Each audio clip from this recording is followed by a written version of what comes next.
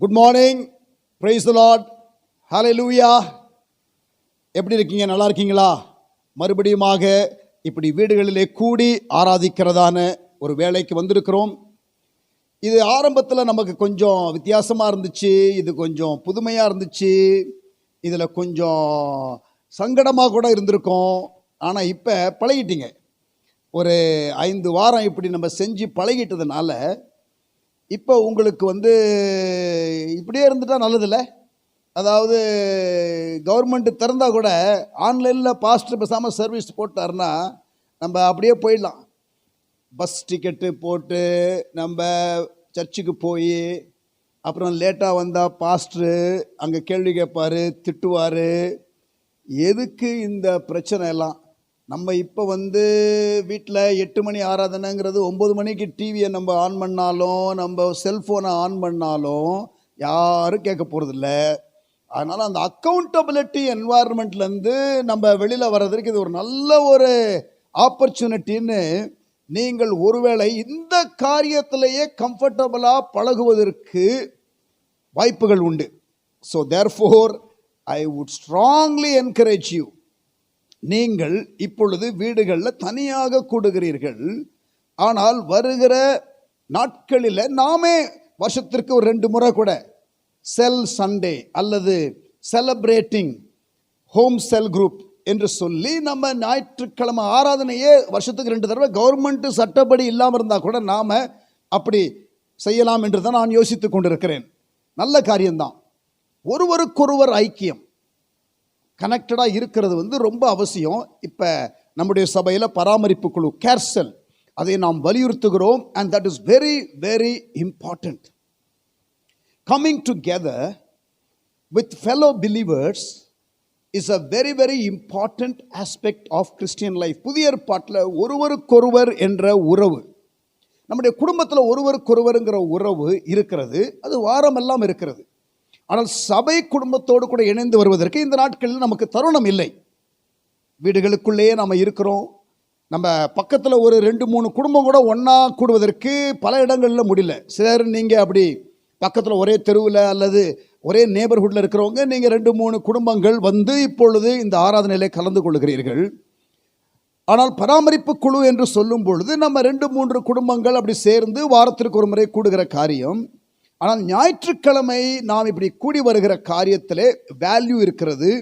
அதிலே நமக்கு போதனை, அதிலே ஒரு கணக்கு ஒப்புவிக்கும் தன்மை, நாம் ஒரு செல் குரூப் நெட்வொர்க்காக எல்லாரும் இணைந்து நாம் வரும் பொழுது ஒரு டைரக்ஷனு, அந்த மாதிரி காரியங்கள் மிகவும் அவசியம். ஸோ இந்த அரசாங்க கட்டுப்பாடு after the lockdown is over, once the country is opened up for public gathering, தேசமானது நாம் கூடி வருவதற்கு அனுமதி கொடுத்த பிறகு நாம் இந்த ஒரு சேஃப், நமக்கு கன்வீனியன்ட்டு, நமக்கு சௌகரியம் என்ற அந்த அடிப்படையில் நீங்கள் போய்விடக்கூடாது என்பதை நான் இன்றைக்கு உங்களுக்கு அன்பாக சொல்லிக் கொள்கிறேன்.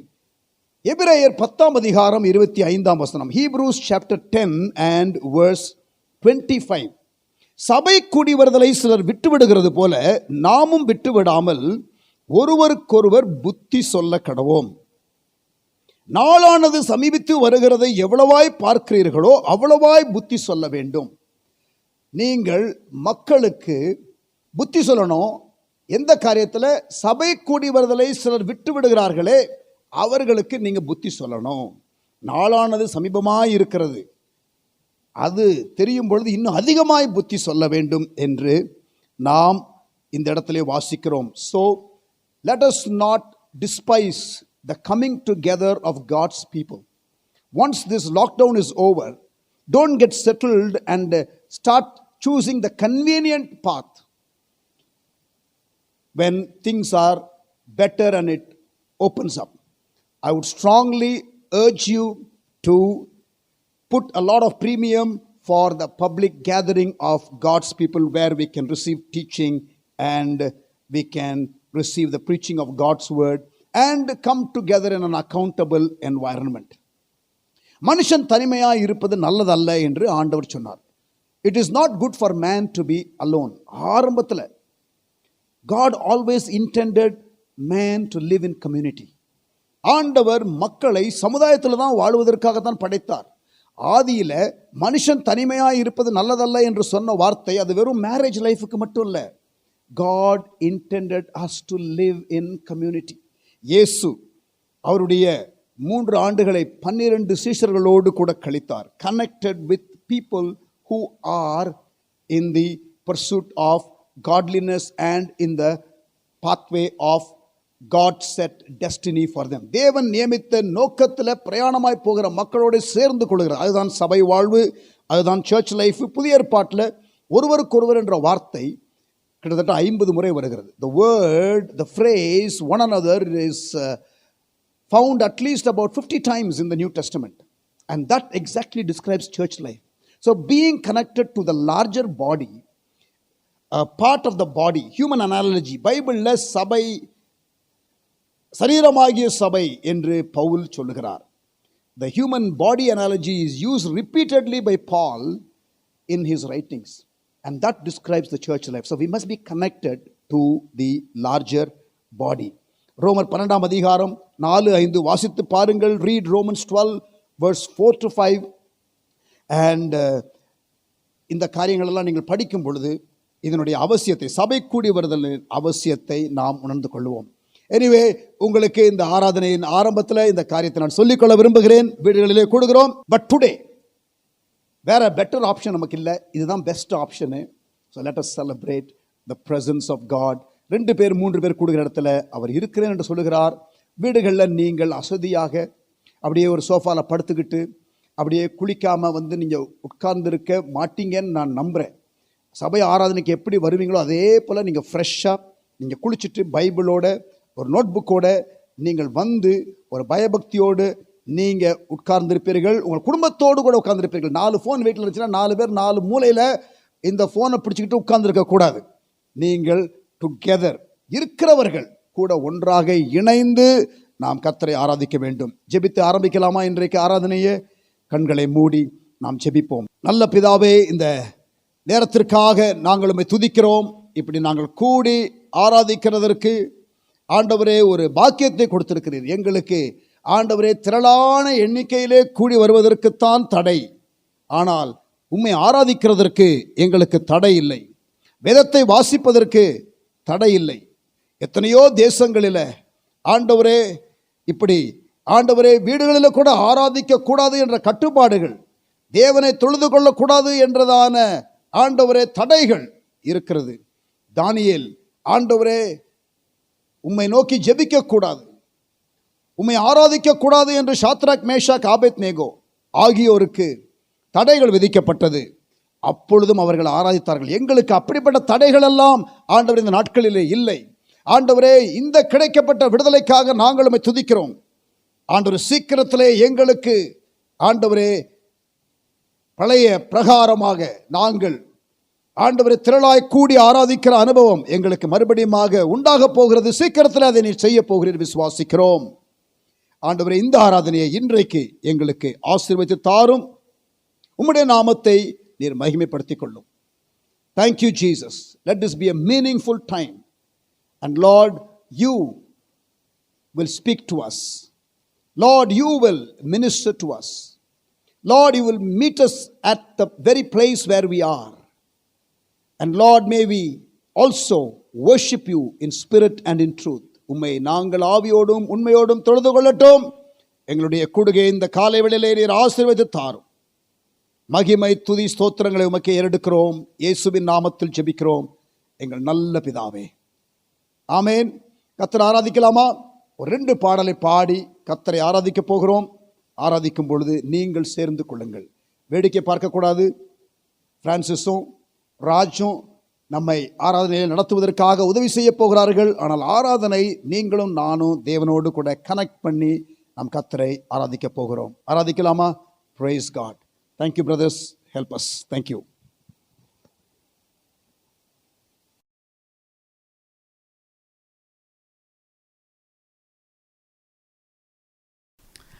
ஹல்லேலூயா.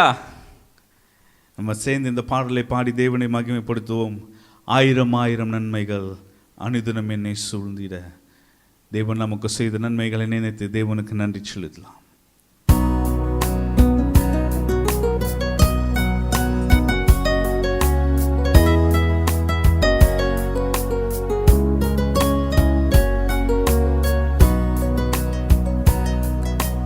ஆயிரம் ஆயிரம் நன்மைகள் அனுதினம் என்னை சூழ்ந்திட கிருபையும் இரக்கமும் அன்பும் கொண்டீரே. ஆயிரம் ஆயிரம் நன்மைகள் அனுதினம் என்னை சூழ்ந்திட கிருபையும் இரக்கமும் அன்பும் கொண்டீரே. நல்ல எபினேசராய் என்னை நடத்தி வந்தீரே. நன்றி சொல்ல வார்த்தை இல்லையே. நல்ல எபினேசராய் என்னை நடத்தி வந்தீரே. நன்றி சொல்ல வார்த்தை இல்லையே. ஆயிரம் ஆயிரம் ஆயிரம் நன்மைகள் அனுதினம் என்னை சூழ்ந்திட கிருபையும் இரக்கமும் அன்பும் கொண்டீரே. ஆயிரம் ஆயிரம் நன்மைகள் அனுதினம் என்னை சூழ்ந்திட கிருபையும் இரக்கமும் அன்பும் கொண்டீரே. நல்ல எபினேசராய் என்னை நடத்தி வந்தீரே. நன்றி சொல்ல வார்த்தை இல்லையே. நல்ல எபினேசராய் என்னை நடத்தி வந்தீரே. நன்றி சொல்ல வார்த்தை இல்லையே. காலை மாலை எல்லா வேளையிலும் என்னை நடத்தும் உம் கரங்கள் நான் கண்டேன். தேவை பெருகும் போது சிக்கி தவித்திடாது உதவும் உம் கரங்கள் நான் கண்டேன். காலை மாலை எல்லா வேளையிலும் என்னை நடத்தும் உம் கரங்கள் நான் கண்டேன். தேவை பெருகும் போது சிக்கி தவித்திடாது உதவும் உம் கரங்கள் நான் கண்டேன். எல்லா நெருக்கத்திலும் என்னை விழாமல் காக்கும் அன்பின் நல்ல கர்த்தரே. எல்லா நெருக்கத்திலும் என்னை விழாமல் காக்கும் அன்பின் நல்ல கர்த்தரே. ஆயிரம் ஆயிரம் நன்மைகள் அனுதினம் என்னை சூழ்ந்திட கிருபையும் இரக்கமும் அன்பும் கொண்டீரே. ஆயிரம் ஆயிரம் நன்மைகள் அனுதினம் என்னை சூழ்ந்திட கிருபையும் இரக்கமும் அன்பும் கொண்டீரே. நல்ல எபினேசராய் என்னை நடத்தி வந்தீரே. நன்றி சொல்ல வார்த்தை இல்லையே. நல்ல எபினேசராய் என்னை நடத்தி வந்தீரே. நன்றி சொல்ல வார்த்தை இல்லையே. மரண பள்ளத்தாக்கில் நான் நடந்த வேளை மீட்கும் உம் கரங்கள் நான் கண்டேன். வாடி நின்ற வேளை மடிந்திடாது என்னை தாங்கும் உம் கரங்கள் நான் கண்டேன். மரண பள்ளத்தாக்கில் நான் நடந்த வேளை மீட்கும் உம் கரங்கள் நான் கண்டேன். வாடி நின்ற வேளை மடிந்திடாது என்னை தாங்கும் உம் கரங்கள் நான் கண்டேன். எந்தன் மாறாவின் வாழ்வை மதுரமாய் மாற்றும் அன்பின் நல்ல கர்த்தரே. எந்தன் மாறாவின் வாழ்வை மதுரமாய் மாற்றும் அன்பின் நல்ல கர்த்தரே.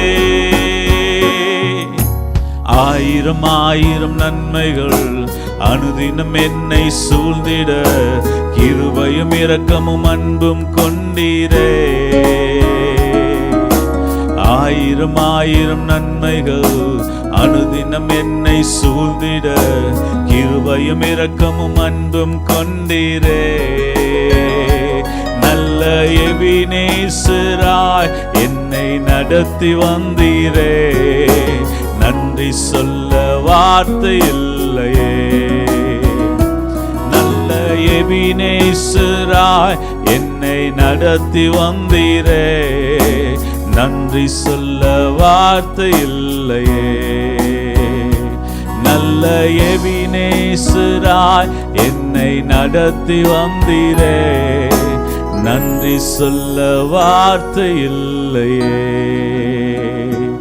நல்ல எபினேசராய் என்னை நடத்தி வந்தீரே, நன்றி சொல்ல வார்த்தை இல்லையே. எங்களுக்கு நீங்க செய்து வருகிற நன்மை ஏராளம் ஏராளம் அப்பா. உள்ளத்தின் ஆழத்திலிருந்து உமக்கு நன்றி செலுத்துகிறோம் ஆண்டவரே. எங்களை நினைத்து கொண்டிருக்கிறீங்களே ஒவ்வொரு நிமிஷமும், நன்றியப்பா.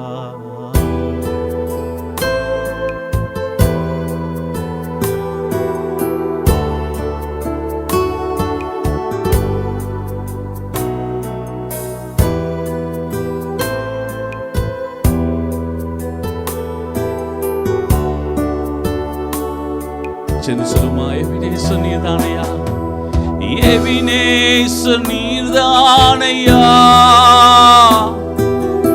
இதுவரை உதவி நீரே. எபினேசர் நீர்தானையா, இதுவரை உதவி நீரே. எல்ரோய் எல்ரோய் என்னையும் கண்டீரே, எப்படி நான் நன்றி சொல்வேன். எல்ரோய் எல்ரோய் என்னையும் கண்டீரே, எப்படி நான் நன்றி சொல்வேன். நன்றி நன்றி ஐயா, கோடி கோடி நன்றி ஐயா. நன்றி நன்றி ஐயா,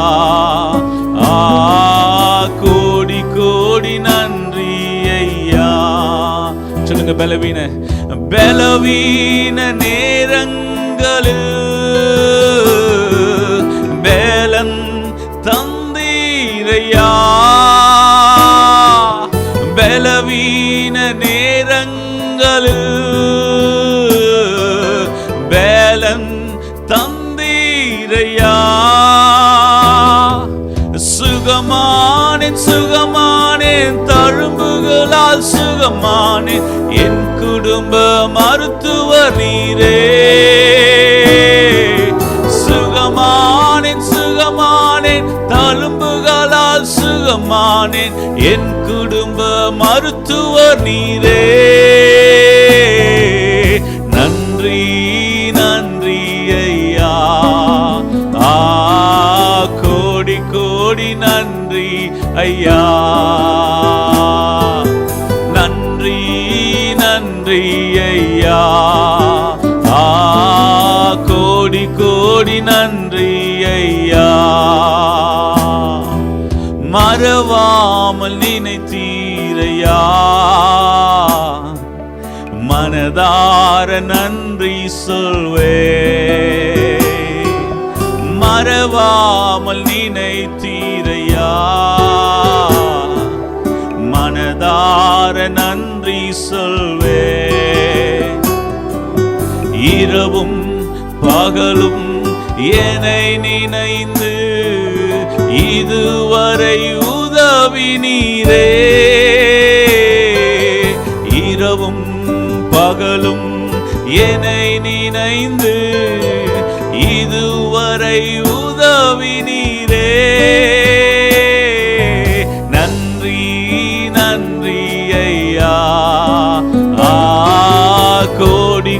கோடி நன்றி ஐயா. இசையா நன்றி நன்றி ஐயா. கோடி கோடி நன்றி ஐயா. உமக்கு மாத்திரமே நன்றி நன்றி ஐயா. கோடி கோடி நன்றி ஐயா. உள்ளத்தினால சொல்றாண்டவரே நன்றி நன்றி ஐயா. கோடி கோடி நன்றி ஐயா. அப்படியே ரெண்டு கரை நல்லா வைத்து சொல்லுவோமா? நன்றி நன்றி ஐயா. கோடி கோடி நன்றி ஐயா. நன்றி நன்றி ஐயா. கோடி கோடி நன்றி ஐயா. நன்றி செலுத்துகிறோம் ராஜா. தேவாதி தேவனே, உமக்கு நாங்கள் நன்றி செலுத்துகிறோப்பா. உமக்கு நாங்கள் நன்றி செலுத்துகிறோம் இயேசுவே. எல்லா சூழ்நிலைகளும் ஆண்டவரே எங்களை காத்து கொண்டிருக்கிறீங்களே, அதற்காக நாங்கள் நன்றி செலுத்துகிறோம். நன்றி செலுத்துகிறோம். நன்றி செலுத்துகிறோம் ஆண்டவரே. உங்களுடைய சமூகத்தில் இருக்கிற எங்களை நீங்க பாதுகாத்துக் கொள்வீங்க ஆண்டவரே. உங்களுடைய வார்த்தையை கற்றுக்கொள்கிற ஆண்டவரே, அந்த ரெவலேஷனை பிடித்துக் கொள்ற நாங்க ஆண்டவரே பிழைப்போம் ஆண்டவரே. எல்லா சூழ்நிலையிலும் பிழைத்துக் கொள்வோம் ஆண்டவரே. உங்களுடைய சமூகத்தில் நின்று ஆண்டவரே ஜெபிக்கிற நாங்க பிழைத்துக் கொள்வோம் ஆண்டவரே. நன்றி அப்பா. இன்னும் அதிகமாய் வசனங்களை வாசிக்க, அந்த ரெவலேஷனை ஆண்டவரே பிடித்துக்கொள்ள, வெளிப்பாடை பிடித்துக்கொள்ள எங்களுக்கு உதவி செய்யுங்க. இன்னும் அதிகமாய் ஜெபிக்க எங்களுக்கு உதவி செய்யுங்க. இயேசுவின் நாமத்தில் பிதாவே, ஆமென்.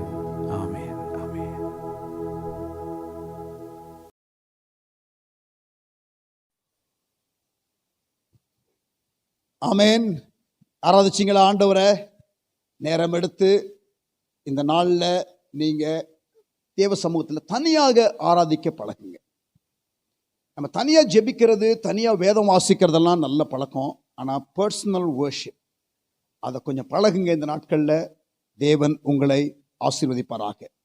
நம்முடைய ஜெபம், அந்த பர்சனல், அந்த ப்ரேயர் லைஃப், இந்த 1000 மணி நேரம் ஜெபம், அதெல்லாம் கொஞ்சம் ப்ரோக்ரஸ் ஆகி கொண்டு இருக்குன்னு நினைக்கிறேன்.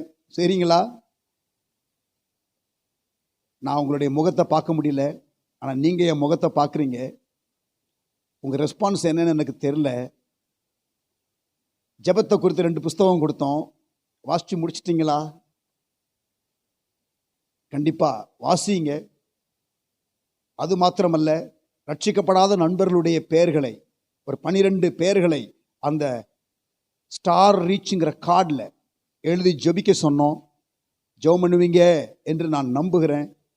உங்களுடைய நண்பர்கள், உங்கள் உறவினர்கள், அவர்கள் ரட்சிக்கப்படுவதற்காக, உங்கள் அக்கம் பக்கத்தில் இருக்கிறவர்கள் ரட்சிக்கப்படுவதற்காக பாரத்தோட நீங்கள் ஜெபிக்க வேண்டும்.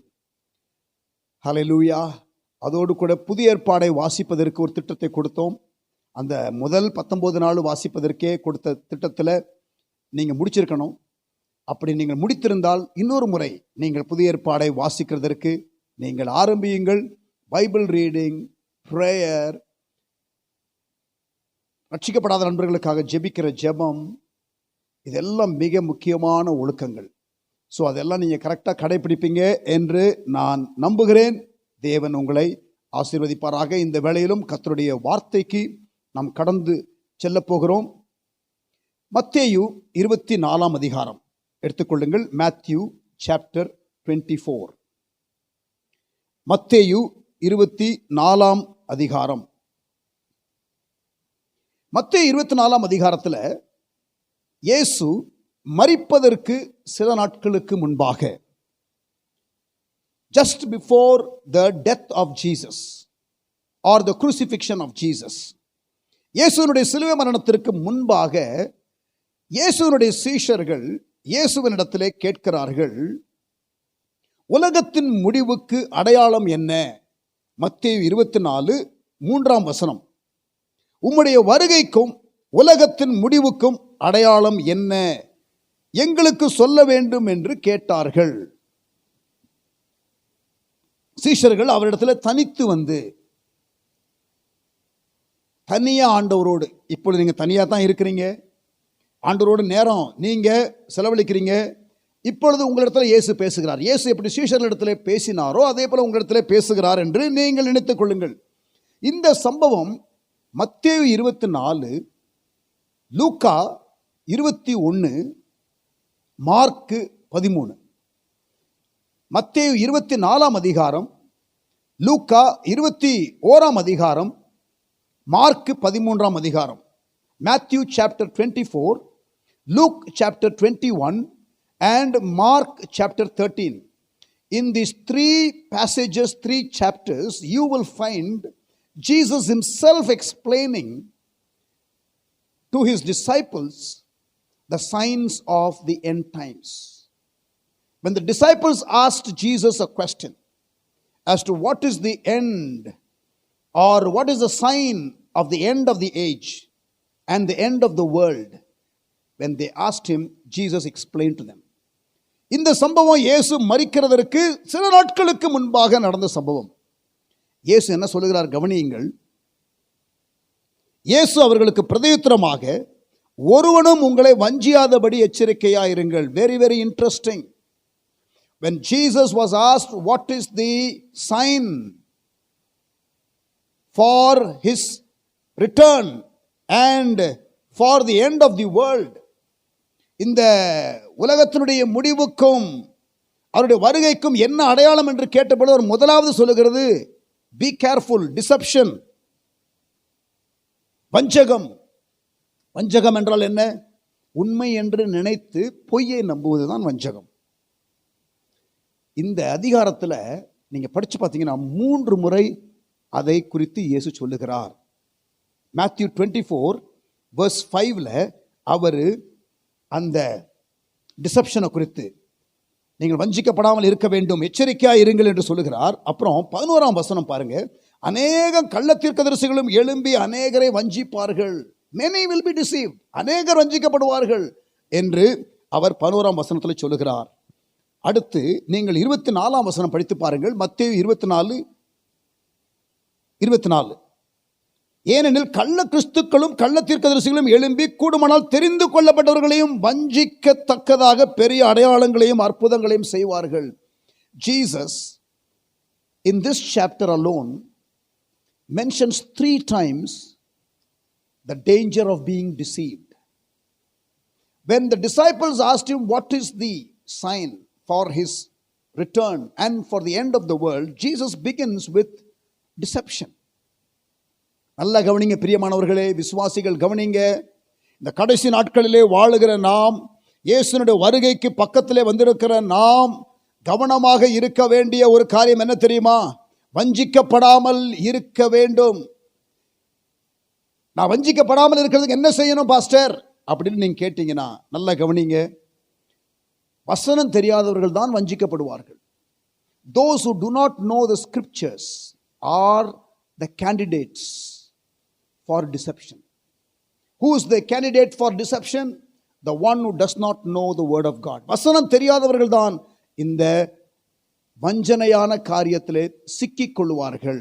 அவர்கள் தான் வஞ்சிக்கப்படுவார்கள்.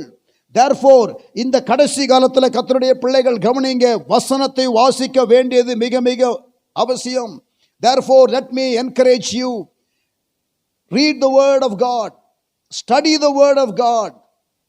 May the Holy Spirit help you to understand the word of God. May you have a revelation of God's word. May you live in the light of God's word. தேவனுடைய வசனத்தினுடைய வெளிச்சத்திலே நீங்கள் வாழுங்கள், அல்லது நீங்கள் வஞ்சிக்கப்படுவீர்கள். நீங்கள் அந்த வஞ்சனையான போதனையிலே இழுக்கப்பட்டு போய்விடுவீர்கள். ஸோ அது ஒரு அடையாளம் என்று இயேசு சொன்னார். முதலாவது அடையாளம் ரிலிஜியஸ் டிசெப்ஷன். அடுத்து நீங்க பார்த்தீங்கன்னா 6ஆம் வசனத்தில் ஆண்டவர் சொல்றாரு, யுத்தங்களையும் யுத்தங்களின் செய்திகளையும் கேள்விப்படுவீர்கள். யுத்தங்கள், பொலிட்டிக்கல் கான்ஃப்ளிக்ட், தேசத்திற்கு விரோதமாய் தேசம் எழும்புகிறதான காரியங்கள். இப்பொழுதே அமெரிக்கா பொங்கிக் கொண்டிருக்கிறது. சீனாவின் மீது ஆக்ரோஷமாய் அது இருக்கிறது. இதெல்லாம் முடிந்த பிறகு உன்னை ஒரு கை பார்த்து கொள்ளுகிறேன் என்று அந்த பெரிய வல்லரசான அமெரிக்கா இப்பொழுது ஏற்கனவே அதை குறித்து பேச ஆரம்பித்து விட்டது.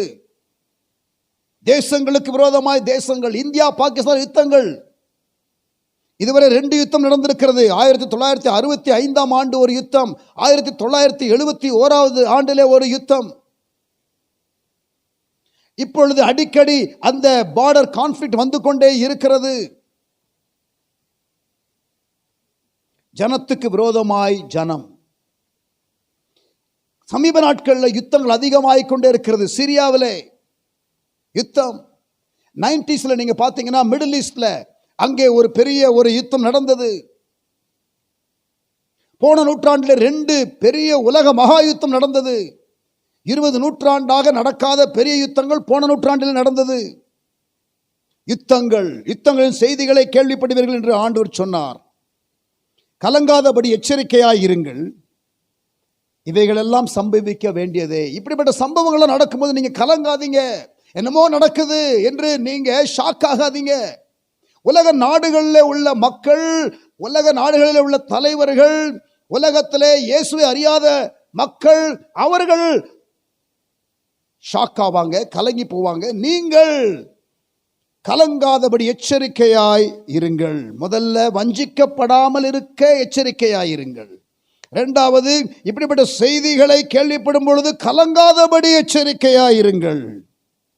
இவைகளெல்லாம் சம்பவிக்க வேண்டியதே, ஆண்டவருடைய வருகைக்கு முன்னதாக நடக்க வேண்டிய சம்பவங்கள் என்று இயேசு சொல்லியிருக்கிறார். ஆனாலும் முடிவு உடனே வராது. யுத்தங்கள் நடந்து கொண்டே இருக்கிறது, ஆனால் முடிவு உடனே வராது.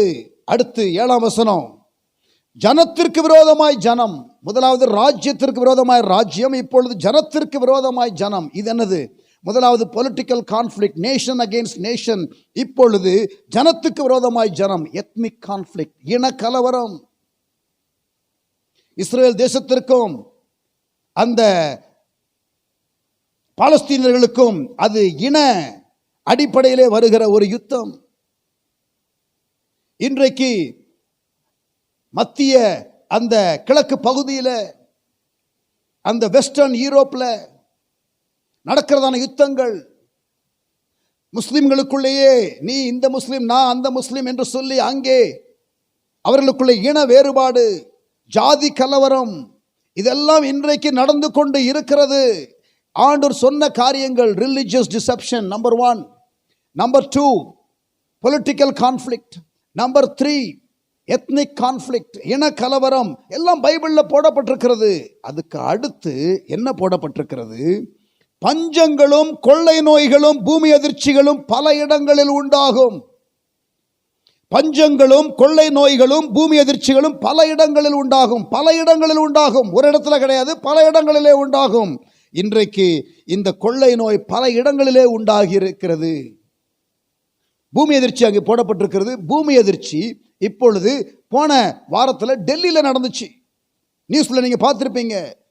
கொள்ளை நோய், பூமி அதிர்ச்சி, இதெல்லாம் வரும் என்று வேதம் நமக்கு சொல்லுகிறது. இது மற்றவர்களுக்கு அதிர்ச்சியாக இருக்கலாம். பாகிஸ்தான்ல சில மாதங்களுக்கு முன்பதாக வெட்டுக்கிளிகள் வந்து எல்லா வயல்ல உள்ள எல்லா பொருளையும் திரளாக வந்து அது கடித்து அதெல்லாம் நாசப்படுத்தி விட்டது. பஞ்சாபிலும் லேசாக வந்தது. இப்பொழுது ஆப்பிரிக்காவிலே ஒரு வெட்டுக்கிளி வந்து அப்படியே வயல்கள் எல்லாம் பாழாக்கி கொண்டிருக்கிறது என்று சொல்லுகிறார்கள். யோவேல் தீர்க்கதரிசன புஸ்தகத்திலே வெட்டுக்கிளி பட்சித்த வருஷங்களுக்கு ஈடாக என்று நாம் வாசிக்கிறோம். அப்ப இந்த காரியங்கள், இன்னொரு காரியத்தை நீங்க பார்த்தீங்கன்னா 2 நாளாகமம் 7ஆம் அதிகாரம் 13ஆம் வசனம் வாசிப்போம். 2 நாளாகமம் 7ஆம் அதிகாரம் 13ஆம் வசனம். அடிக்கடியாக நம்ம 2 நாளாகமம் 7ஆம் அதிகாரம் 14ஆம் வசனத்தை வாசித்திருக்கிறோம். ஆனால் 13ஆம் வசனத்தை நாம் வாசிப்போம். 2 Chronicles chapter 7 and verse 13.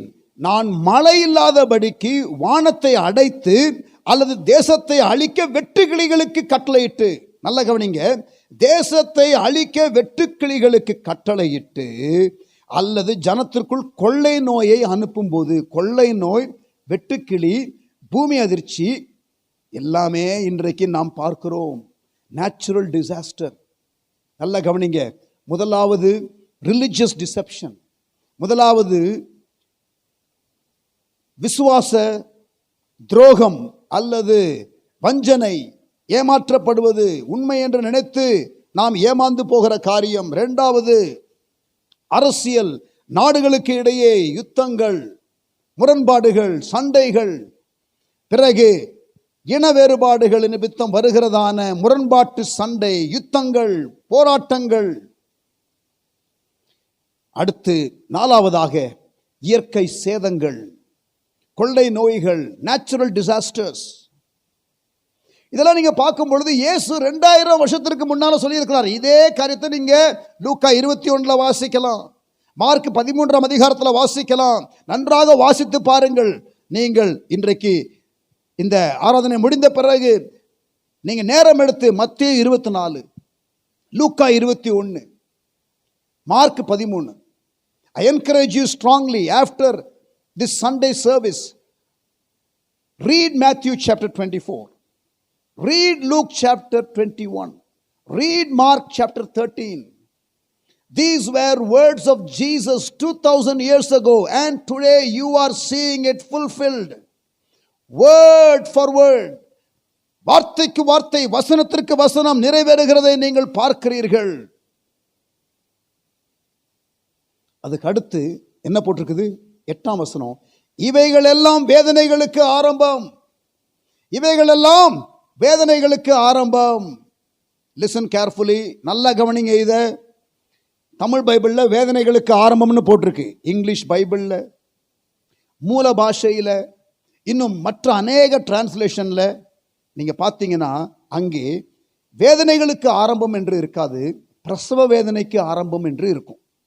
You will find that the scripture says that the beginning of birth pain. ஒரு பிள்ளை பெற்றெடுக்கிற ஒரு தாய்க்கு கற்ப வேதனை ஆரம்பிக்கிறது போல இது என்று ஆண்டவர் சொல்லுகிறார். நல்லா கவனிங்க, listen carefully. ஒரு பெண்ணுக்கு கற்ப வேதனை உண்டாகிவிட்டால் no turning back or no reversing back. பிள்ளை பெற்றெடுக்கிற வரைக்கும் வலி அதிகமாகிக் கொண்டுதான் இருக்கும். The pain will increase. ஆக இப்பொழுது நடக்கிறதான நேச்சுரல் டிசாஸ்டர்ஸ் எல்லாம் இருக்கிறது. ப்ராஃபெட்டிக்கா வசனத்தின் அடிப்படையில் பார்க்கும் பொழுது, இது என்னை பொறுத்தவரை வசன வெளிச்சத்தில் நான் பார்க்கும் பொழுது, இது ஒன்றும் எல்லாம் நமக்கு சுமூகமாக முடிஞ்சிரும், இனிமேல் அப்படியே பீஸ்ஃபுல்லாக இருக்கும் என்று சொல்லுவதற்கு இல்லை.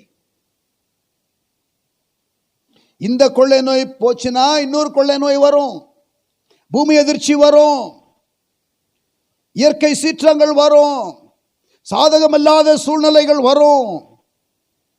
பைபிள்ல இருக்குது. நான் விரும்பி இதெல்லாம் வரணும்னு நான் சொல்லலை.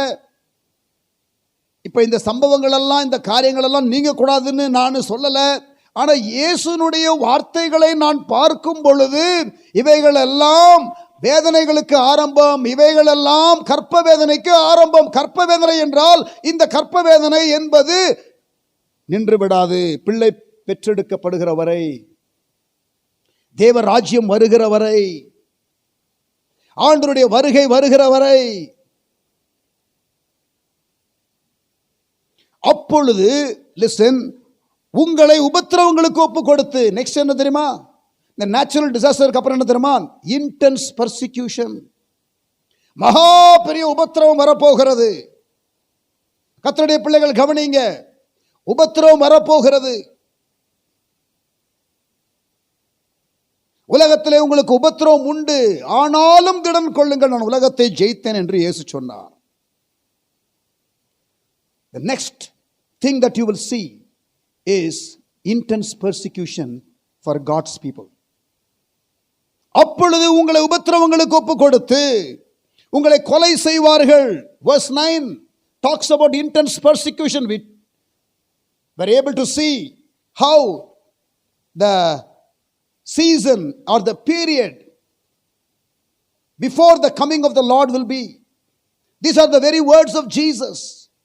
religious deception, political conflict, ethnic conflict, natural disasters, and now we are looking ahead and the Bible predicts that there will be intense persecution. நமக்கு மாபெரும் உபத்திரவம் வரும் என்று சொல்லுகிறது வேதம். அப்பொழுது உங்களை உபத்திரவங்களுக்கு ஒப்பு கொடுத்து உங்களை கொலை செய்வார்கள். There will be even life threatening situations and some of us will die as martyrs.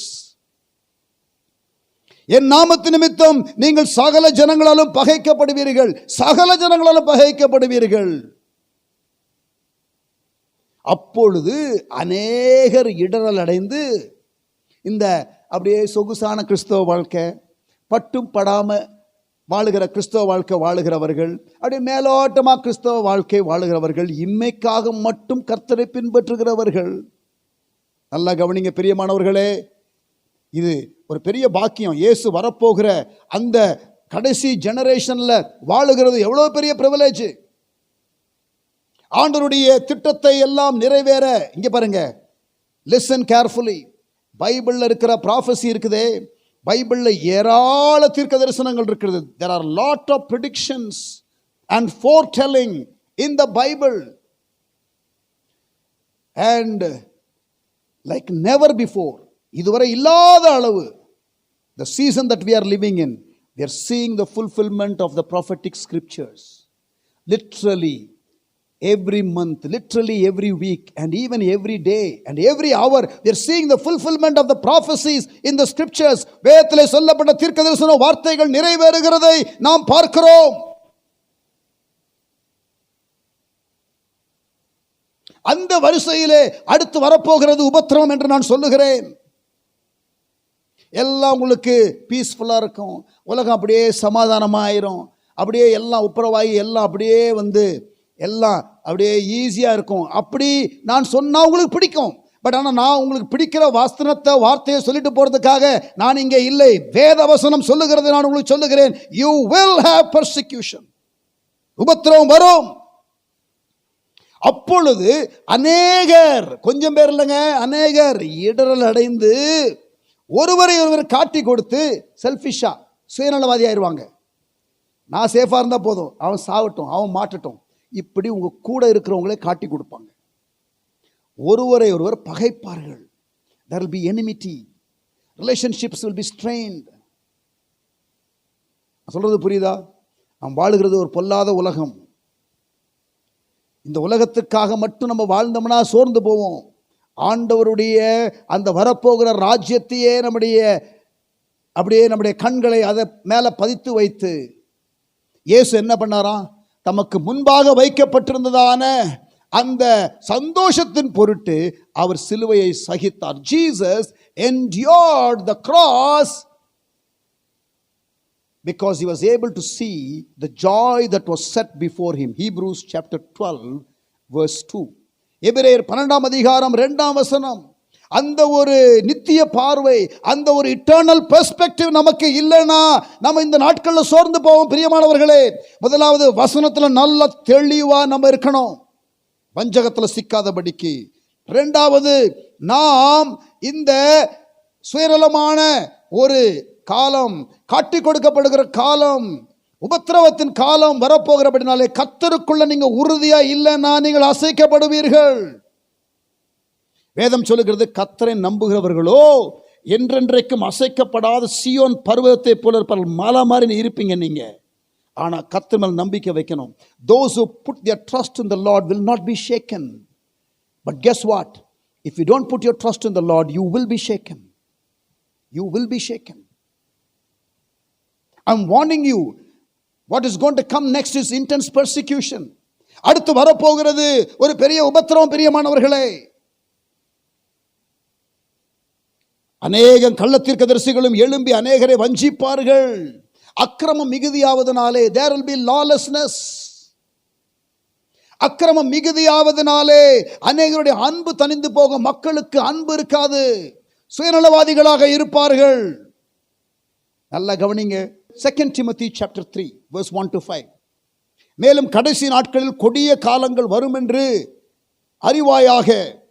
எப்படி எனில் மனுஷர்கள் தற்பிரியராயும், கவனிங்க, பணப்பிரியராயும், வீம்புக்காரராயும் அகந்தை உள்ளவர்களாயும் தூஷிக்கிறவர்களாயும் தாய் தகப்பன்மாருக்கு கீழ்ப்படியாதவர்களாயும் நன்றி அறியாதவர்களாயும் பரிசுத்தம் இல்லாதவர்களாயும் இருப்பார்கள்.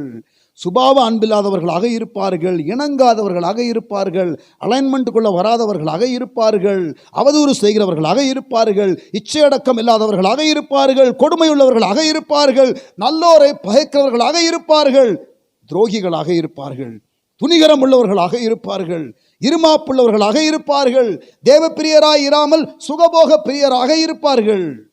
5ஆம் வசனம், தேவ பக்தியின் வேஷத்தை தரித்து அதன் பலனை மறுதலிக்கிறவர்களாகவும் இருப்பார்கள். இப்படிப்பட்டவர்களை நீ விட்டு விலகு என்று எச்சரிக்கிறார். கடைசி நாட்களில் அன்பு தணிந்து போகும். லூக்கா 21 வாசிப்போம். Let us look at Luke 21. இதே சம்பவத்தை லூக்கா எழுதும் பொழுது இன்னொரு காரியத்தை அவர் கூட்டி எழுதுகிறார். அவர் ஒரு காரியத்தை மத்தேயு எழுத மிஸ் பண்ண காரியத்தை அவர் சொல்லுகிறார். கவனிங்க, மத்தேயு 24 நாம் வாசித்த அதற்கு கூடுதலாக லூக்கா 21 நீங்கள் வாசித்து பார்க்கும் பொழுது அங்கே 16ஆம் வசனம் பாருங்க. லூக்கா 21:16. Luke 21:16. பெற்றோராலும் சகோதரராலும் பந்து ஜனங்களாலும் சிநேகிதராலும் காட்டி கொடுக்கப்படுவீர்கள். சொந்த அப்பாவே உங்களை பிள்ளைகளை காட்டி கொடுத்துருவாங்க, சொந்த சகோதரர்கள் காட்டி கொடுத்துருவாங்க சகோதரர்களை.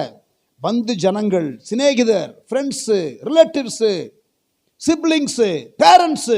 மை குட்னஸ், உங்களில் சிலரை கொலை செய்வார்கள். என் நாமத்து நிமித்தம் எல்லாராலும் பகைக்கப்படுவீர்கள். என் நாமத்து நிமித்தம் எல்லாராலும் பகைக்கப்படுவீர்கள். இது கடைசி காலத்திற்கான அடையாளத்தை இயேசு சொல்லுகிறார். லூக்கா 21 நீங்க இருக்கும் பொழுதே உங்களுக்கு நான் இன்னும் சில காரியங்களை காட்டுகிறேன். லூக்கா 21ஆம் அதிகாரத்தில் நான் இப்ப மத்தேயு 24 சொன்ன அதே காரியத்தை நீங்க இங்க பார்க்கலாம். பாருங்க, 7ஆம் வசனம், லூக்கா 21:7. Luke 21:7. போதகரே, இவைகள் எப்பொழுது சம்பவிக்கும்? இவைகள் சம்பவிக்கும் காலத்துக்கு அடையாளம் என்ன என்று கேட்டார்கள். அடையாளம் என்ன என்று கேட்டார்கள். 8ஆம் வசனம், அதற்கு அவர், நீங்கள் வஞ்சிக்கப்படாதபடி எச்சரிக்கையாயிருங்கள். அதேதான் மேத்யூ 24 வாசிக்கிற காரியம். ஏனெனில் அநேகர் என் நாமத்தை தரித்து கொண்டு நான் தான் கிறிஸ்து என்றும் காலம் சமீபித்தது என்றும் சொல்லுவார்கள். அவர்களை பின்பற்றாதிருங்கள். Religious deception. பார்த்தீங்களா? மத்தேயு 24 சொன்னதை தான் இங்கே நீங்க பார்க்குறீங்க.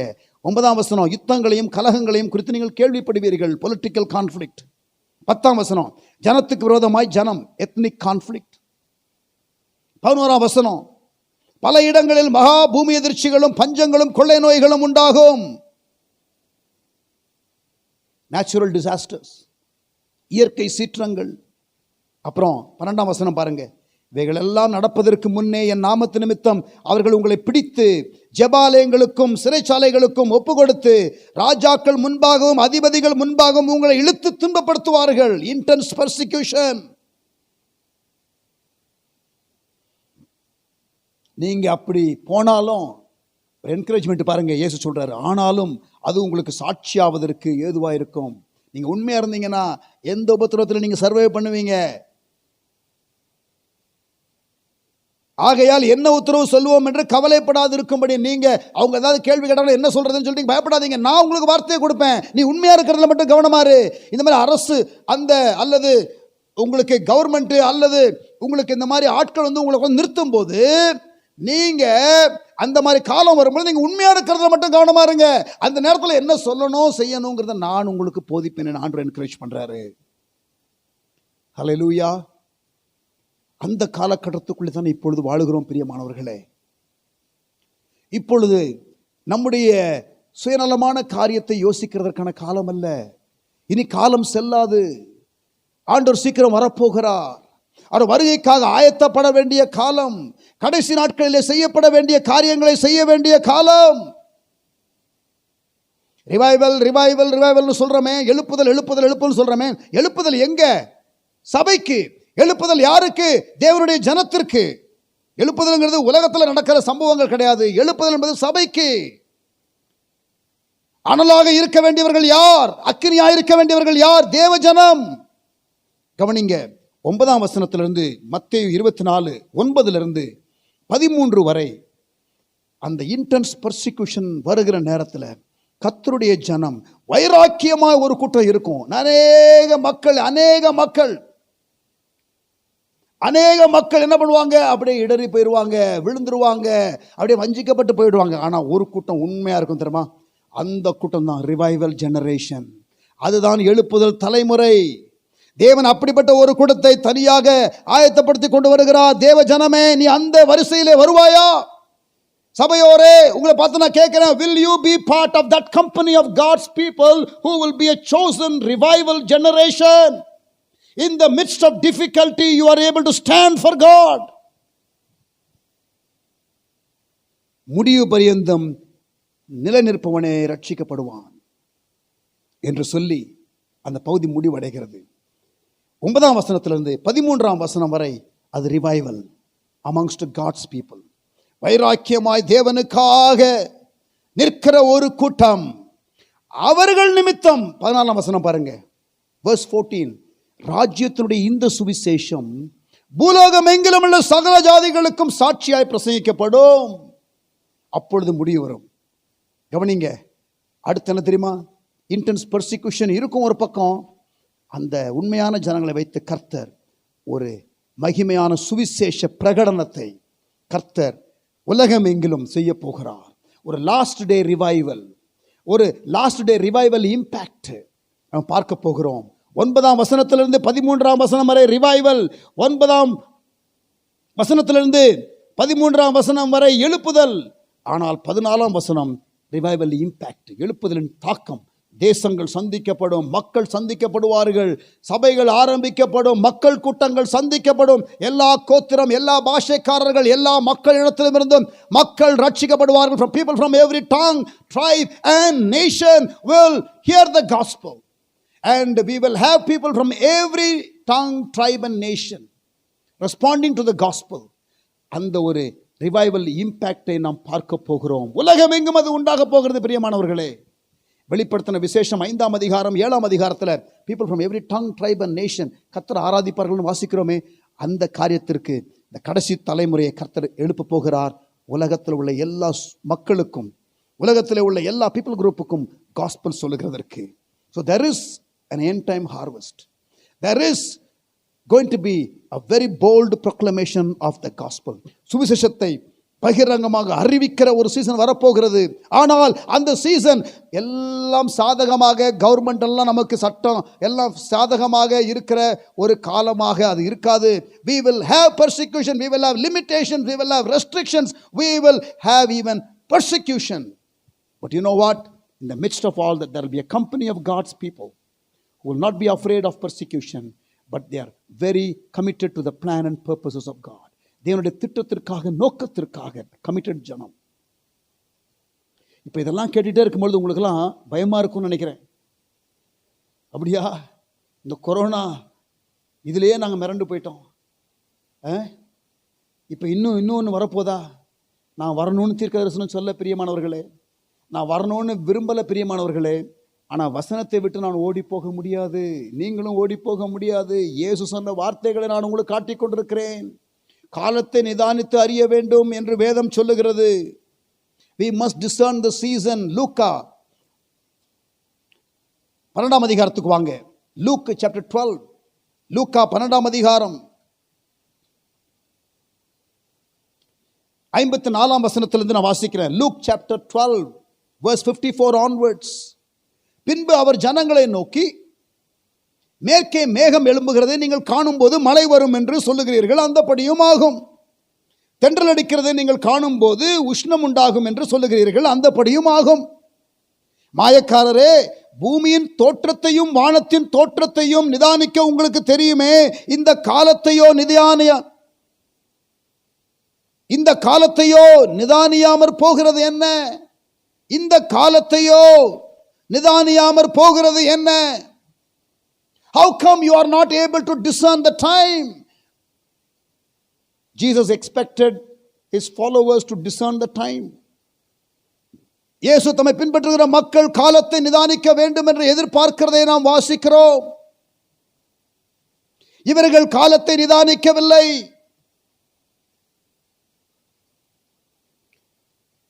2 பேதுரு 1 அதிகாரம் 19 வசனம். 2 Peter chapter 1 verse 19. 2 Peter chapter 1 verse 19. அதிக உறுதியான தீர்க்க தரிசன வசனமும் நமக்கு உண்டு. கவனிங்க, அதிக உறுதியான தீர்க்க தரிசன வசனமும் நமக்கு உண்டு. தீர்க்க தரிசனம் உண்டு என்று சொல்லல, தீர்க்க தரிசன வசனம் நமக்கு உண்டு. There are prophetic scriptures. There are prophetic scriptures. பொழுது விடிந்து விடிவெளி உங்கள் இருதயங்களிலே உதிக்கும் அளவும் இருளுள்ள ஸ்தலத்திலே பிரகாசிக்கிற விளக்கை போன்ற வசனத்தை கவனித்திருப்பது நலமாயிருக்கும். நல்லா கவனிங்க, விளக்கை போன்ற வசனத்தை கவனித்திருப்பது நலமாயிருக்கும். எது விளக்கு போல? தீர்க்க தரிசன வசனம். Prophetic scriptures are like light. If you don't have an understanding of the prophetic scriptures concerning our time, you will live in darkness. உங்களுக்கு தீர்க்க தரிசன வசன அறிவு இல்லை என்றால் நீங்கள் இருளிலே இருப்பீர்கள். நீங்கள் தீர்க்க தரிசன வசன அறிவு உடையவர்களாக இருக்க வேண்டும். வேதத்திலே அது இருக்கிறது. அதைத்தான் உங்களுக்கு, அப்படிப்பட்ட ஒரு பகுதியை தான் நான் உங்களுக்கு இன்றைக்கு வாசித்து காட்டினேன். பிரியமானவர்களே, உலகமே இன்னைக்கு அரண்டு கிடக்கிறது. சிறையிலிருந்து சிங்காசனம் வரை இந்த கொள்ளை நோய் யாரையும் விட்டு வைக்கவில்லை. இங்கிலாந்தின் அரண்மனையிலே அந்த பாதிப்பு ஏற்பட்டு விட்டது. இங்கிலாந்தினுடைய பிரதமர் தீவிர சிகிச்சை பிரிவிலே இருந்து இப்பொழுதுதான் வெளியே வந்திருக்கிறார்.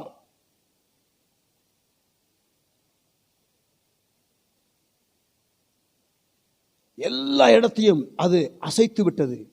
உலக நாடுகளில் உள்ள தலைவர்களுக்கு இது ஷாக்கிங்கா இருக்குது. என்ன செய்யறது என்று தெரியல.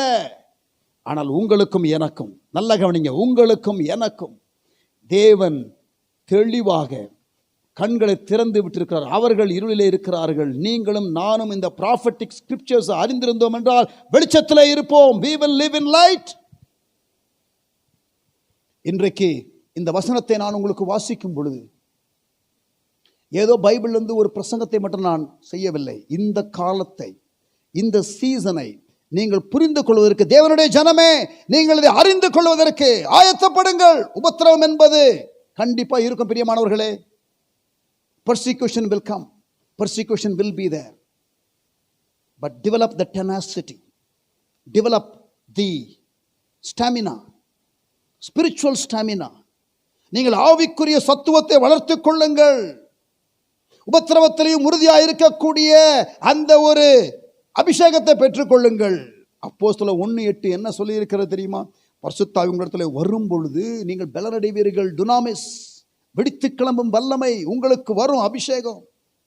அப்பொழுது நீங்கள் எருசலேமிலும் யூதேயாவிலும் சமாரியாவிலும் பூமியின் கடைசி மட்டும் எனக்கு சாட்சிகளாய் இருப்பீர்கள். அந்த வேர்டு இரத்த சாட்சிகளாய் இருப்பீர்கள். அபிஷேகம் எதுக்கு தெரியுமா? இரத்த சாட்சியாக மரிப்பதற்கும் நான் ஆயத்தம் என்று சொல்லுவதற்காக.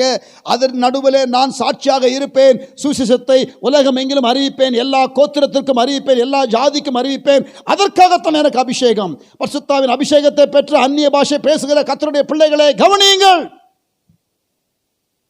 This anointing is given not just to speak in tongues. இது அந்நிய பாஷை பேசுவதற்காக மாத்திரம் கொடுக்கப்படவில்லை. தவறாக புரிந்து கொள்ளக்கூடாது. அந்நிய பாஷை விசுவாசிக்கிறவன் நான், அந்நிய பாஷை பேசுகிறவன் நான், அந்நிய பாஷையின் அபிஷேகத்திற்காக ஜெபிக்கிறவன் நான். Please do not hear me wrong.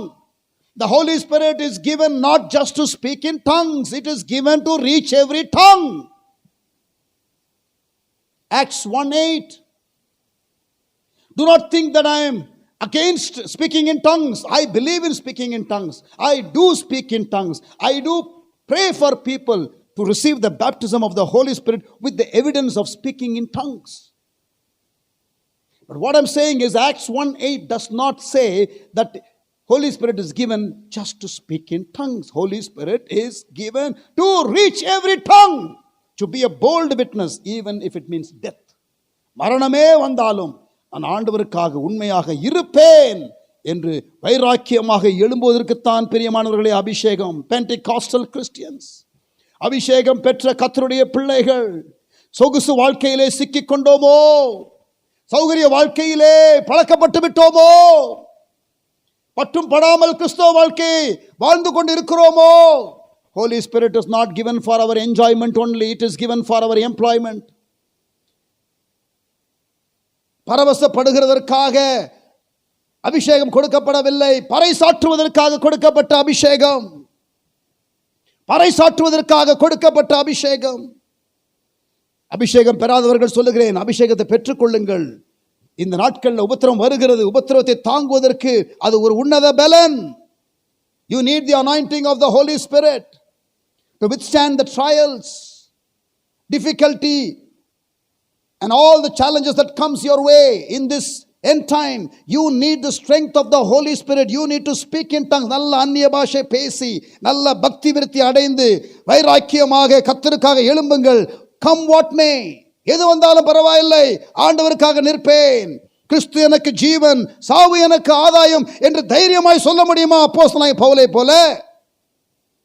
தேவஜனமே கவனிங்க, இதை சொல்லி நான் முடிக்கிறேன். Let me say this and finish. அப்போஸ்தலனாகிய பவுல் ஊழியத்திற்காக, மிஷனரி ஊழியத்திற்காக போகும் பொழுது, அப்போஸ்தலர் 14ஆம் அதிகாரம், Acts chapter 14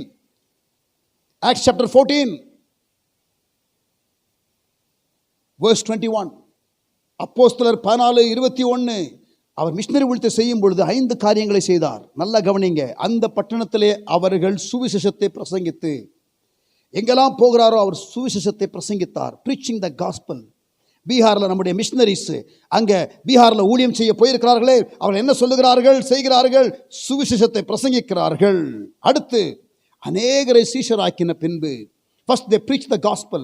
I am reading Acts chapter 14 verse 21 to verse 23. The 5 things that Paul was focusing in his church planting mission. Number 1, he preached the gospel. Verse 21. அடுத்து அநேகரை சீஷராக்கின பின்பு, made disciples. மூன்றாவது 22ஆம் வசனம், சீஷருடைய மனதை திடப்படுத்தி, strengthening the disciples.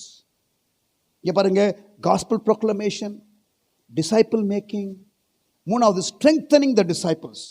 அப்போஸ்தலர் 18:23 நீங்க வாசிச்சீங்கன்னா strengthening the disciples குறித்து அங்கே மறுபடியும் சொல்லப்பட்டிருக்கிறது. அப்போஸ்தலர் 18:23 நான் வாசிக்கிறேன், கவனிங்க. அங்கே சில காலம் சஞ்சரித்த பின்பு புறப்பட்டு கிரமமாய் கலாத்தியா நாட்டிலேயும் பிரிகியா நாட்டிலேயும் சுற்றி திரிந்து சீஷர் எல்லாரையும் திடப்படுத்தினான். சீஷர்களை திடப்படுத்த வேண்டும். டிசைபிள்ஷிப்புக்கு அடுத்து உள்ள இன்னொரு லெவல் அது. அதுக்கப்புறம் 4வது என்ன பண்ணாரு? First gospel proclamation, second disciple making, number 3 strengthening த டிசைபிள்ஸ், நம்பர் 4 நாம் அநேக உபத்திரவங்களின் வழியாய் தேவனுடைய ராஜ்யத்திலே பிரவேசிக்க வேண்டும் என்று சொன்னார்கள். we must go through persecution, we must go through persecution என்று சொல்லி பவுல் சர்ச் பிளான்டிங் பண்ணும்போதே சொல்லிட்டாருங்க. when Paul went to plant churches in new frontiers, he was very mindful of telling the believers there that there will be persecution. Have we missed out on all these things in our church life? நம்முடைய சபை வாழ்விலே இதை சொல்லாமல் போய்விட்டோமோ, மறந்து விட்டோமோ, அடிக்கடி ஞாபகப்படுத்தாமல் விட்டுவிட்டோமோ, உபத்திரவத்திற்காக நீங்கள் ஆயத்தப்படுங்கள் என்று சொல்லாமல் போய்விட்டோமோ என்ற எண்ணமெல்லாம் வருகிறது. 5வதாக நம்பர் 5 verse 23, அல்லாமலும் அந்தந்த சபைகளில் அவர்களுக்கு மூப்பர்களை ஏற்படுத்தி வைத்து, then they appointed elders over every church. Leadership development. 5 things. Number 1, gospel proclamation. Number 2, disciple making. Number 3, strengthening the disciples. Number 4, persecution awareness. Number 5, leadership development. Paul was very consciously doing this. Paul was intentionally doing these things. Pavul இந்த காரியத்தை ஊழியத்தில் செய்து கொண்டு வந்தார். பிரியமானவர்களே, இந்த கடைசி நாட்களிலே there is a call to be steadfast in our faith, because there will come a lot of things to challenge our faith. நம்முடைய விசுவாசத்தை அசைக்கக்கூடிய காரியங்கள் அநேகம் வரப்போகிறது. ஆயத்தப்படுங்கள் பிரியமானவர்களே. வஞ்சிக்கப்படாமல் இருங்கள், வஞ்சிக்கப்படாமல் இருங்கள். டிசெப்ஷன். வசனம் தெரியலனா டிசெப்ஷன் வந்துடும். வசனம் தெரியலனா we will be deceived. Let us be very careful. Amen. Matthew 24, Luke 21, Mark 13. படிச்சு பாருங்க. ஆண்டவர் சொன்ன காரியங்கள் நிறைவேறிக் கொண்டிருக்கிறது. பிரசவ வேதனையின் ஆரம்பம் என்று இயேசு சொல்லுகிறார். இந்த காரியங்கள் நடக்கும்போது அப்படி என்றால் இது நின்று விடுமா? நின்று விட வேண்டும் என்று ஜெபிப்போம். நம்ம ஜெபிக்கிறதுல ஒரு தப்பும் கிடையாது. ஆனா நிற்குமா? ஆண்டவருடைய ப்ராஃபட்டிக் கேலண்டரை பார்க்கும்போது நிற்குமா? எனக்கு என்னமோ உபத்திரவத்திற்காக நாம் ஆயத்தப்பட வேண்டும் என்றுதான் எனக்கு தோன்றுகிறது. விசுவாசிகளை திட மனதோடு கூட இருங்கள் என்று சொல்லத்தான் எனக்கு தோன்றுகிறது. ஆண்டவருடைய வருகைக்காக ஆயத்தப்படுவோம். Jesus is going to come back soon. இயேசு சீக்கிரம் வரப்போகிறார். அக்கிரமம் செய்கிறவன் இன்னும் அக்கிரமம் செய்யட்டும், அநியாயம் செய்கிறவன் இன்னும் அநியாயம் செய்யட்டும், பரிசுத்தமானவன் இன்னும் பரிசுத்தமாகட்டும், அசுத்தமாக இருக்கிறவன் தொடர்ந்து அசுத்தமாக இருக்கட்டும். வெளிப்படுத்தின விசேஷம் கடைசி அதிகாரம், கடைசி சில வசனங்களை வாசித்து நாம் முடிப்போம். வசனம் 11 Revelation 22 verse 11 onwards. அநியாயம் செய்கிறவன் இன்னும் அநியாயம் செய்யட்டும், அசுத்தமாக இருக்கிறவன் இன்னும் அசுத்தமாக இருக்கட்டும், நீதியுள்ளவன் இன்னும் நீதி செய்யட்டும், பரிசுத்தம் உள்ளவன் இன்னும் பரிசுத்தமாகட்டும். இதோ சீக்கிரமாய் வருகிறேன். இயேசு சொல்லுகிறார், அவனவனுடைய கிரியைகளின்படி அவனவனுக்கு நான் அளிக்கும் பலன் என்னோட கூட வருகிறது. Jesus is coming soon and his reward with him. Friends, praise God for salvation, but will you be found faithful when Jesus comes back? Will you qualify for rewards that Jesus has promised? May we press forward in faith. விசுவாசத்தை துவக்குகிறவரும் முடிக்கிறவருமாய் அவர் பேரில் நம்முடைய கண்களை வைத்துக் கொள்வோம். லக்கை நோக்கி ஆசையாய் தொடருவோம். பவுல் சொல்றது போல, கிறிஸ்துவின் அன்பை விட்டு என்னை பிரிப்பவன் யார்? உபத்திரவமோ, நாசமோ, மோசமோ, பசியோ, பட்டினியோ, நிகழ்காலமோ, எதிர்காலமோ. Pavul சொல்லுகிறாரே, the revelation of the love of God, let it grip your heart so that you will not be shaken in this time of trouble. If you know the love of God, you will not be shaken. கிறிஸ்துவின் அன்பை விட்டு என்னை பிரிப்பவன் யார்? கிறிஸ்துவின் அன்பில் நல்ல வேரூன்றி இருங்க, நீங்கள் அசைக்கப்படுவதில்லை. வசனத்தில் வேரூன்றி இருங்க, அசைக்கப்படுவதில்லை. அபிஷேகத்தில் நிறைந்திருங்க, உபத்திரவத்தை தாங்குவதற்கான பலன் அது. ஜெபத்திலே ஆண்டவரோடு கூட துடிப்புள்ள ஒரு உறவிலே நீங்கள் உங்களை வைத்துக் கொள்ளுங்கள், அது உங்களுக்கு பாதுகாப்பு. ஹல்லேலூயா. சும்மா மேலோட்டமா சில வாக்குத்தத்தங்களை பிடித்து கொண்டு வாதையம் கூடாரத்தை அணுகாது, உன்னதமான ஒரு மறைவில் இருக்கிறேன், ரைட்டுங்க, அதெல்லாம் நான் இல்லைன்னு சொல்லவே இல்லை. ஆனால் மற்ற வசனத்தையும் கொஞ்சம் பாருங்க, இந்த காலத்தை நிதானிச்சு பாருங்க, வருகைக்காக ஆயத்தப்படுங்க, உபத்திரவம் இருக்குதுன்னு ஆண்டவரே சொல்லியிருக்கிறாரே, அதையும் கொஞ்சம் பார்த்துருங்க. ஆமேன் சொல்லுங்களேன். ஆமேன். ஹல்லேலூயா. இந்த நாட்களில் அமைதியாக நீங்கள் இருக்கிறீங்க, வீட்டில் வசனத்தை படிங்க, தெளிவு வரட்டும், கண்கள் திறக்கப்படட்டும். நிறைய பேருக்கு கண்கள் திறக்கப்படுகிறது. ஐ see many eyes are opening. நிறைய மக்களுடைய கண்கள் திறக்கப்படுகிறது.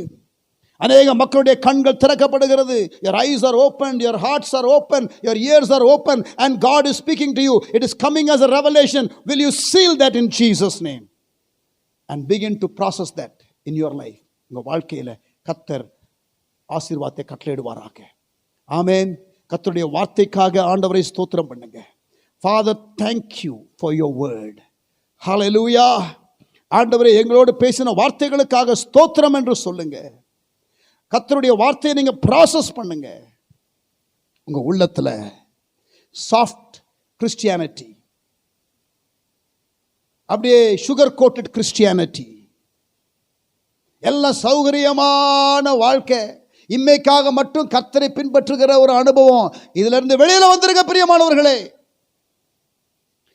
Take root in God, take root in God's word. கர்த்தர் நம்மோடு கூட பேசிக் கொண்டிருக்கிறார். ஆமென். இப்படிப்பட்ட காரியத்தை கேட்பதற்காகத்தான் நம்மை கர்த்தர் இந்த நாட்களிலே வீடுகளில் வைத்திருக்கிறார். சத்தியத்தை கேளுங்கள், வசனத்தை வாசியுங்கள், வருகைக்காக ஆயத்தப்படுங்கள். ஆமென். ஹல்லேலூயா. என்ன சீரியஸ் ஆயிட்டீங்களா? சந்தோஷமா இருங்கள். மறுபடியும் சொல்றேன், சந்தோஷமா இருங்கள். யார் சொல்றது? பவுல் சொல்றாரு, ஜெயிலில் இருந்து உபத்திரம் வந்தா கூட நமக்கு மகிழ்ச்சியை யாருமே எடுக்க முடியாது. தேவனுடைய ராஜ்யம் புசிப்பும் குடிப்பும் அல்ல. ஆமென். ரோமர் 14:17. Kingdom of God is not eating and drinking, but righteousness, peace and joy in the Holy Ghost. ஆவியின் கனியில ஒன்று சந்தோஷம், அது கேரக்டர். ஆமேன். ஆவியின் தன்மையை வளர்த்து கொள்ளுங்க, குணாதிசயத்தை வளர்த்து கொள்ளுங்க, மகிழ்ச்சியா இருங்க, சந்தோஷமா இருங்க. என்ன வந்தாலும் ஃபாதர், எது நடந்தாலும் அப்பாவை ஸ்தோத்தரிப்பேன். அந்த அனுபவத்துக்குள்ள வந்துடணும். கர்த்தர் நமக்கு கிருபை செய்வாராக. ஆமேன். ஒரு பாடலை பாடுவோம். அதற்கு பிறகு நான் ஜெபித்து நான் முடிக்கிறேன். தேங்க்யூ தம்பி. Let us have a song before we close. God bless.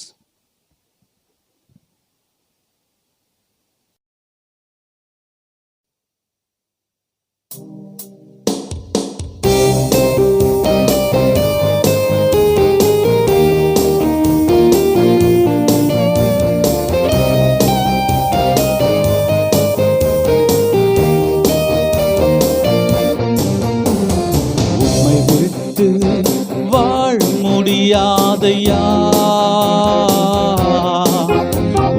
அன்பை விட்டு வாழ் முடியாதையா, உம்மை விட்டு வாழ முடியாதையா, அன்பை விட்டு வாழ முடியாதையா. என் அன்பே, என் உயிரே நீரே, என் தேவனே. என் அன்பே, என் உயிரே நீரே, என் தேவனே. என் அன்பே, என் உயிரே நீரே, என் தேவனே. என் அன்பே, என் உயிரே நீரே, என் தேவனே. தாய் போல என்னை தேற்றி நீரே, தந்தை போல என்னை சுமந்தீரையா, தாய் போல என்னை தேற்றி நீரே, தந்தை போல என்னை சுமந்தீரையா.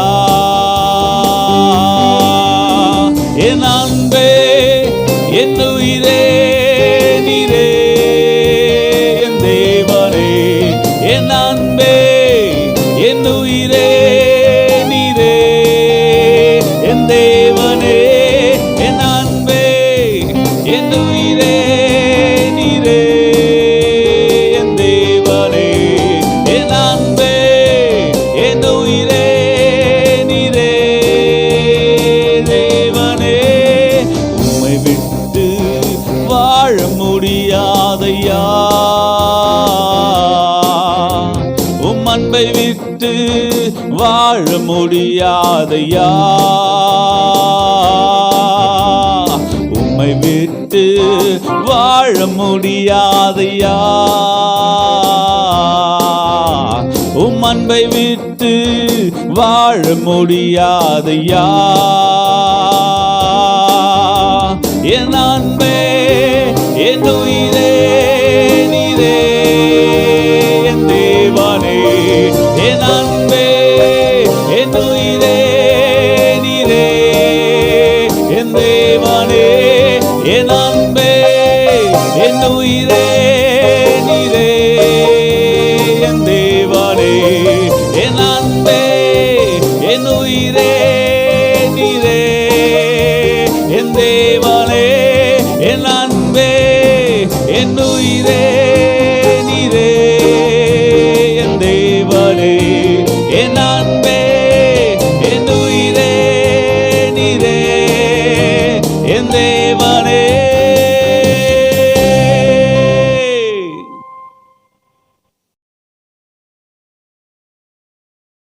என்ன பிரியமானவர்களே, ஜெபம் பண்ணி முடிக்கலாமா? என்ன பாஸ்டர், அப்பனா கொரோனா வியாதி என்னை தாக்கிடுமா? தாக்குமா தாக்காதான்னு நான் கேரண்டி கொடுக்க மாட்டேன். நீங்க அரசாங்கத்தின் சட்டத்தின்படி அந்த ஆலோசனையின்படி பாதுகாப்பாக இருங்க. ஆனால் ஒன்று சொல்றேன், சாத்ராக் மேஷாக் ஆபேத்நேகோ என்ன சொன்னாங்க? எங்கள் தேவன் விடுவிக்க வல்லவராய் இருக்கிறார், விடுவிக்காமற் போனாலும் அந்த லெவலுக்கு வந்துருங்கிறது தான் செய்தி. இன்னைக்கு கர்த்தர் பாதுகாக்கிறவர் தான். ஆமேன். உன்னதமான ஒரு மறைவில்லே இருக்கிறவர்கள் பாதுகாப்பாக இருப்பார்கள். வாதை உங்கள் கூடாரத்தை அணுகாது. வாக்குத்தத்தங்கள் இருக்கிறது, பைபிள்ல அப்படி கர்த்தர் சொல்லி இருக்கிறார். ஆனாலும் சில இடத்துல ஸ்தேவானை கொன்று போட்டாங்கங்க. பிரசங்கம் தான் பண்ணான், அவன் என்ன தப்பு பண்ணான்? ஸோ பைபிளில் கொல்லப்பட்டவர்களுடைய ஸ்டோரியும் இருக்குது. ஆண்டவருக்காக உண்மையாக இருந்து செத்தவர்கள், சிங்க கேபியோ சூளை நெருப்போ அவர் நம்மை காத்திடுவார், அதெல்லாம் ரைட்டு. ஆனால் ஸ்தேவானை காக்கலையே,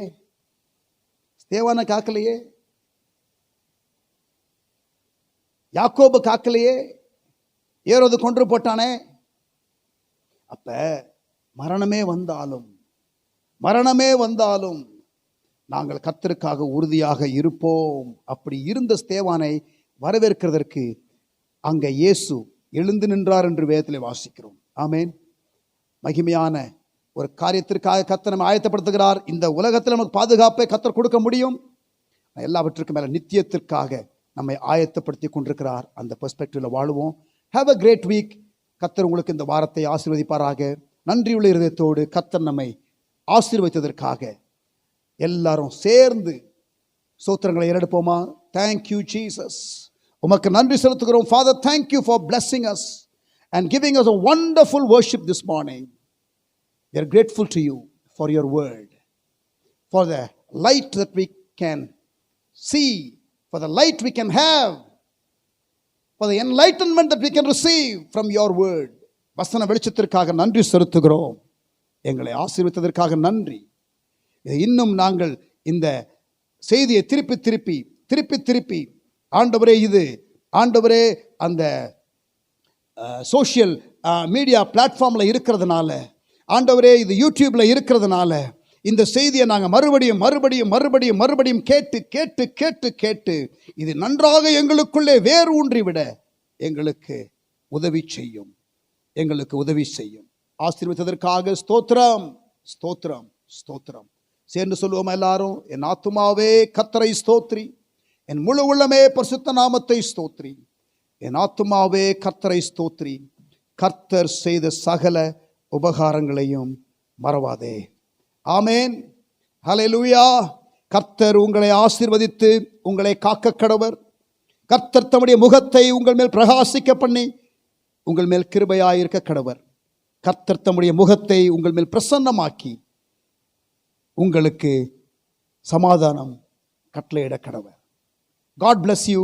Have a great week.